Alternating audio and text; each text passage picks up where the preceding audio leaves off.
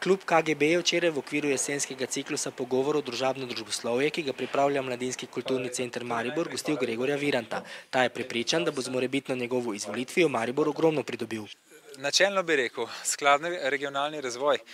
Torej vedeti moramo v Sloveniji, da Slovenija ni samo Ljubljana, da je treba skrbeti za to, da se enakomerno razvijajo vse pokrajine in temu je treba posvetiti veliko pozornost. Slovenija ni samo Ljubljana. Težave Maribora so enake kot težave v Ljubljani. Za reševanje problemov so potrebni konkretni ukrepi. Naredili bolj fleksibilen trg dela, da bi firme lažje in hitreje jemale mlade ljudi v službo, znižali davke, da bi firme lažje poslovale, zlasti na začetku, recimo prvo, drugo leto poslovanja, počistili birokracijo, da se ne bi podjetja zaletavalo ob birokratske ovire in to bo dvignilo vso Slovenijo, vse regije. V listi Virant so pri izbiri kandidatov bili predvsem pozorni na strokovnost in prepoznavnost domačem okolju. Zadovoljen sem predvsem zaradi tega, ker so lokalni kandidati, torej ker so Mariborčani ali vsaj Štajerci.